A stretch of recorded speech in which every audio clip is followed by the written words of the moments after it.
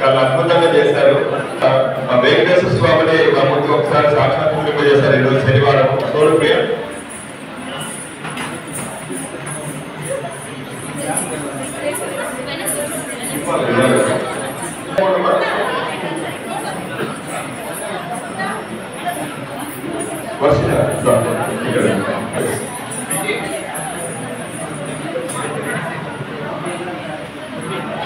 ఈ నృత్యంతో మంచి ఆరామాన్ని ఇచ్చారమ్మా. చాలా సంతోషం. కీర్తన రామ కీర్తన లక్ష్మీ నిఖిల పద్మ చక్ర చాలా శక్తి ఉండాలి. అలేఖ్య పద్మ వీళ్ళు రెండు చాలా పాటలు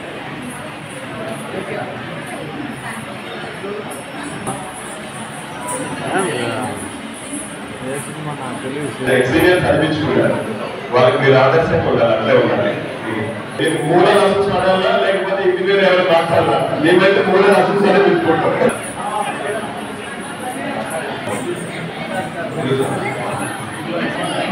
మౌనిక రెడ్డి కాదు మౌనిక. గురువు గారితో పాటు ప్రోత్సహించి ఇక్కడ తీసుకొచ్చారు తేజస్విగా. ఈ పిల్లల్ని చక్కగా అలంకరించారు. మీరు మొత్తం ఇంత పిల్లలు అతిథులకు అభ్యర్థులకు ఆసక్తితో తిలకించడానికి వచ్చిన పుర ప్రముఖులకు మహాశక్తులకు ఇంకా పాత్రికేయ మిత్రులకు అందరినీ డిస్టర్బ్ చేయకూడదని మనవి చేసుకుంటూ అందరికీ పేరు పేరున స్వాగతం సుస్వాగతం. ఈ వైఎస్ఆర్ జిల్లా రచయితల సంఘం మహాసభ తెలుగు సాహితీ వనంలో ఎనలేని మైలురాళ్ళు ఎన్నో ఉన్నాయండి. వాటిలో ఎన్నదగినవి మాత్రం కొన్ని, అవే చరిత్రలో నిలిచిపోతాయి కూడా. అలా ఈ సాహిత్య చరిత్రలో సీమల నుంచి ఎన్నో మైలురాళ్ళు ఆర్చిలుగా నిలిచాయి అన్న విషయం చరిత్రను పరిశీలిస్తే మనకందరికీ అవగతమవుతుంది. కాకపోతే సరైన గుర్తింపు నోచుకోక, సాహితీలకు వారిని కొంతమందిని పట్టించుకోక, వారికి కొంతమందికి గుర్తింపు పట్ల ఆసక్తి కూడా ఉండదండి. వారు కూడా ఉన్నారు. వీళ్ళందరూ మైలు రాళ్ళుగా కాకుండా కేవలం రాళ్ళుగా మాత్రమే మిగిలిపోవడం అనేది మాత్రం కొంచెం బాధాకరం. ఈ రాయలసీమ సాహిత్య సీమగా అక్షర సేద్యం చేయడంలో మాత్రం చాలా ప్రేరిక గలది అన్నది విస్పష్టంగా మనకు గోచరిస్తూ ఉంటుంది. 1000 ఏళ్ల తెలుగు సాహిత్యంలో రాయలసీమ నుంచి వచ్చిన భాషా సాహిత్యాలను సుస్పష్టం చేస్తూ, అందులో సీమ అస్తిత్వాన్ని చాటుతూ, సాహిత్యంలో రాయలసీమ భాగస్వామ్యాన్ని విడమరచి విశ్లేషించేగా ఈ సీమ సాహితీకారులు జగతి అంతా ప్రజ్వరిల్లేలా, సీమ సంస్కృతిని ప్రతిబింబించేలా, పరిపుష్టి చేసేలా ఈ వైఎస్ఆర్ జిల్లా రచయితల సంఘం 2వ విడత మహాసభలు ఈ 2 రోజులు కూడా ప్రతిష్టాత్మకంగా నిర్వహించుకుంటున్నాం. మరి సాహిత్యం అంటేనే మన మధ్యలో ఎదిగే మొదటి పేరు సాహితీ మూర్తులతో, అష్ట దిగ్గజాలతో అలరారిన భువన విజయ చక్రవర్తి, సీమ నేల రతనాల రాసులు పోసేలా పాలన సాగించి ప్రజల మధ్యలో కృతిలో నిలిచిన చిరస్మరణీయులు శ్రీకృష్ణదేవరాయల వారు. వారి సాహితీ సేవకు స్మృత్యర్థంగా ఈ కార్యక్రమంలో ఈ మొదటి వేదికను సాహితీ సమరాంగణ సార్వభౌమ శ్రీకృష్ణదేవరాయ సభా వేదికగా పేరు పెట్టి ఈ సభా వేదిక నుంచి మనము ఈ కార్యక్రమాలను మొదలు పెడుతున్నాం, ప్రారంభించుకుంటున్నాం. మరి ఈ కార్యక్రమానికి విచ్చేసిన ఎంతో మంది పెద్దలు మన ముందు ఉన్నారు. వారి సందేశాలను ఇవ్వడానికి ఈ సభలో వారు పాల్పంచుకోవడానికి సిద్ధంగా ఉన్నారు. మరి ఆ పెద్దలందరినీ వేదిక మీదకి ఆహ్వానించిందా. ముందుగా సభాధ్యక్షులుగా హైదరాబాద్ పొట్టి శ్రీరాములు విశ్వవిద్యాలయం ఒప్పుకోవడానికి ఆచార్య వెలిగండ నిత్యానందరావు ఆహ్వానం పలుకుతున్నాం. మీ అందరినీ చెప్పట్లా ఉంటాం. వీరు ప్రముఖ రచయిత, ఆధునిక విమర్శకులలో ప్రేరితమైన వారు. మందిని సాహితీ ప్రపంచానికి పరిచయం చేసి వారి పరిశోధనలో సహకారం అందించి కూతపూరి గోపాలకృష్ణ శాస్త్రి గారు కండువా వేసి అలంకారం కూడా చేశారు. మరి చెప్పట్లేదు సార్. Thank you. ఈ కార్యక్రమానికి ఒక ప్రముఖమైన వ్యక్తిని చేశారు. వారి గురించి చెప్పాలంటే సేవయే వారి ధ్యేయం. జాతీయవాదం, ప్రాంతీయవాదం అలా కలిపిన వ్యక్తి వారు. తెలుగు భాషా సంస్కృతులపై అభివృద్ధి ఆసక్తి, తెలుగుకు ప్రాచీన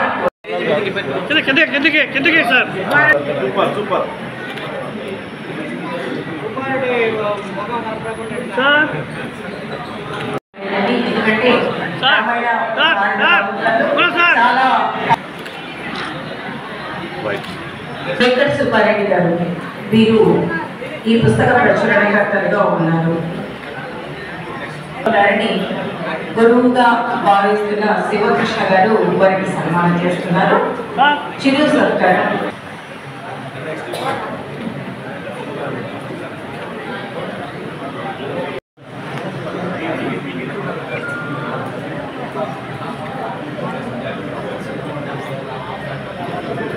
వారి తరపున తర్వాత మా ఏవిఎస్ రాజు గారు.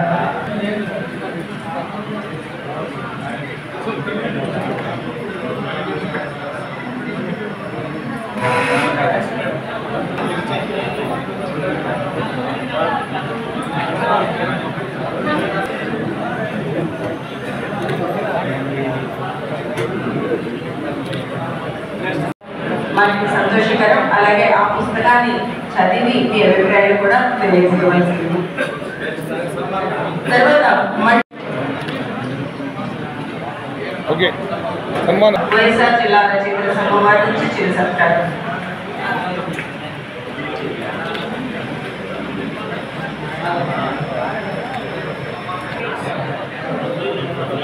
ఇక్కడ చూడండి.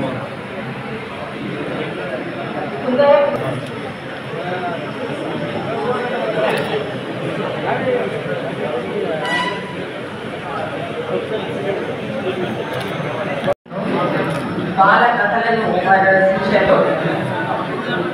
వారికి వైఎస్ఆర్ జిల్లా రచయితల సంఘం వాళ్లకు వైఎస్ఆర్ జిల్లా రచయితల సంఘం ఇచ్చే గౌరవం.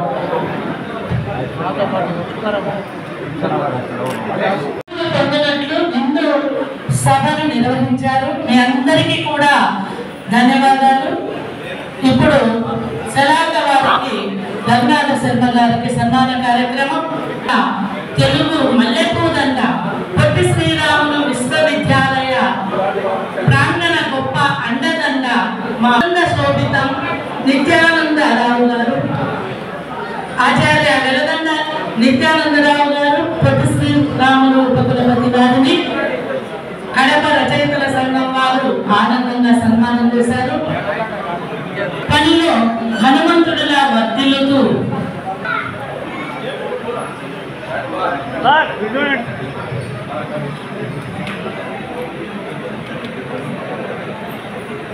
ముందుకు పదివెళ్తున్నారు. అన్నీ తానై అంతటా తానై శారదాదేవికి మువ్వై కొనసాగే సురుగాలి కిరటం ఈ అలపర్తి గారికి మనందరి ఆత్మీయ అనురాగాలతో సన్మానం నిర్వహింపబడుతుంది.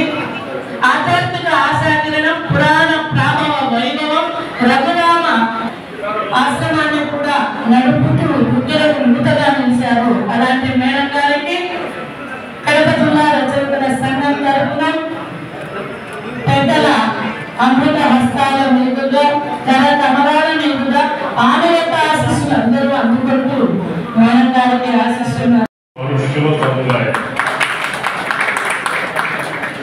సమాజము పశువుల మంద. సమాజము అంటే సంస్కారం కలిగినటువంటి వ్యక్తుల సముదాయాన్ని సమాజం అంటారు. చూద్దాం ఎక్కడ ఉన్నారేమో అటువంటి పరిస్థితులు. ఏం చేయాలి?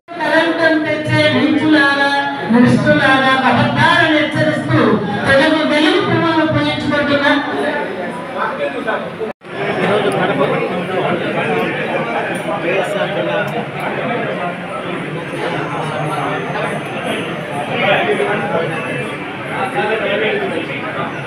వేయాల తెలుగు సాహిత్యంలో రాయలసీమ పాత్ర చర్చించడానికి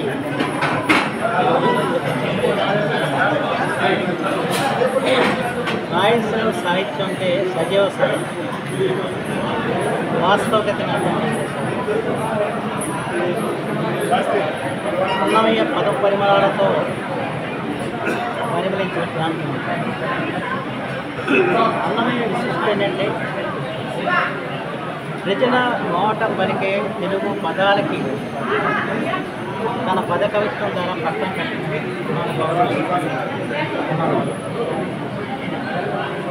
ఈరోజు రచయితలు కూడా చాలా వాడుక భాష పదాలు మరుగున పరివర్తన అన్నమయ్యని ఆదర్శంగా తమ తమ ప్రాంతాల్లో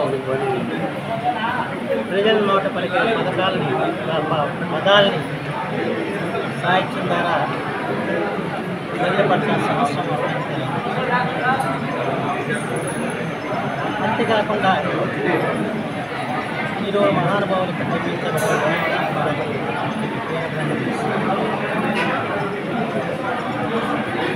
వారి కాలంలో చుట్టూరా చీకటి ఆవరించుకున్న సమయంలో, సమాజం చెడు పోకడల్లో పోతున్న సమయంలో వారు తమ రచన ద్వారా దిశానిర్దేశం చేశారు. వారెవరు కూడా రాజాశ్రయాలు కోరుతున్నారు కాదు, రాజులు కనబడుతున్నారు కాదు. సమాజాన్ని సన్మార్గంలో నడిపించడానికి తమ రచన ద్వారా జాతిని ప్రబోధించి నీతి మార్గం నడిపించారు. అలాగే నేటి రచయితలు ఆ మార్గాన్ని అనుసరించాల్సి వస్తుంది. ఈరోజు కూడా సమాజం అనేక రకరకాల విడిపోవడంతో అన్ని రంగాల్లో కూడా విలువలు కోల్పోతున్న పరిస్థితి. ఈ పరిస్థితుల్లో రచయితలు మనిషిలోని మానవత్వాన్ని మేల్కొల్పాలి, మనిషిగా రూపొందించే విధంగా సాహిత్యాన్ని రచించి ఒక మార్గనిర్దేశం చేయాల్సిన బాధ్యత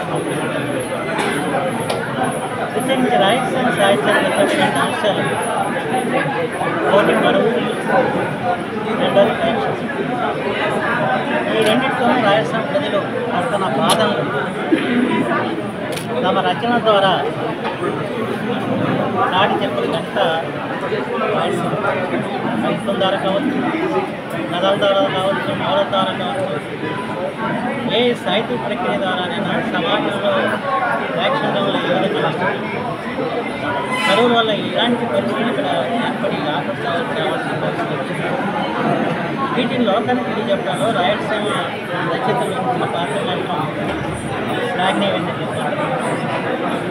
అందుకని సమాజంలో ఏ బాధలు అయితే ఉంటాయో ఆ బాధలను చెప్పాల్సిన బాధ్యత రచయితల పాత్ర. ఆ పాత్ర రాయలసీమ రచయితలు విజయవంతంగా నిర్వహించారు. సమాజాన్ని సంస్కరించి సమాజాన్ని సరైన మార్గంలో నిర్వహించడానికి తమ సాహిత్య సులువులను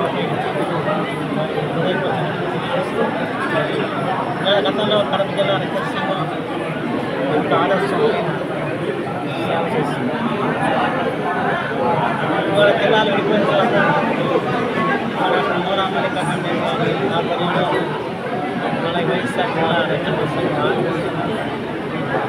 రచయితలందరినీ కూడా ఒక చోట ఒక వేదిక మీద కూర్చొని వారి భావాల్ని ఇక్కడ పంచుకునేలాగా చేయడం ఇది సమాజంగా ఒరిగేది అని చెప్పి నేను కూడా ఉంటాను. ప్రత్యేకించి వాళ్ళ కవులందరూ కూడా వేదిక కావాలి, అందరికీ వేదిక కావాలి. పరస్పరం వారు తెలుసుకున్న రచనల గురించి చర్చించుకోవాల్సిన అవసరం ఉంది. మిగతా రచన భావాలని అందుకే ఇలాంటి వేదిక చాలా అవసరం. దాంతో రచయితలకు మరొకరు అందరూ తమ సాహిత్యాన్ని సృష్టించడమే కాదు, ఆ సాహిత్యం చదివే తరాన్ని కూడా తయారు చేసిన బాధ్యత మన. ఎందుకంటే మన తెలంగాణ మన ఇంగ్లీష్ మీడియం తెలుగు అక్షరాలు నేర్పని పరిస్థితి. ఈ పరిస్థితి కొనసాగితే ఈ వేల సాహిత్యం చదివేవాళ్ళు ఎవరున్నారు, సాహిత్యం చదివేవాళ్ళు మిగతా పక్కన మంచి సాహిత్యం సృష్టించే కాదు, భాషను కాపాడుకోవాల్సిన బాధ్యత, భాషను పరిరక్షించాల్సిన బాధ్యత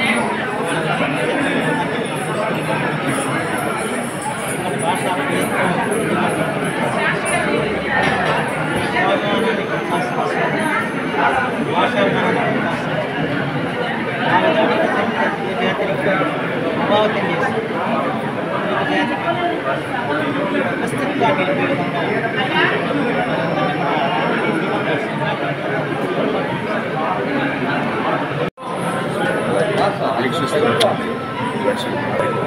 चाहते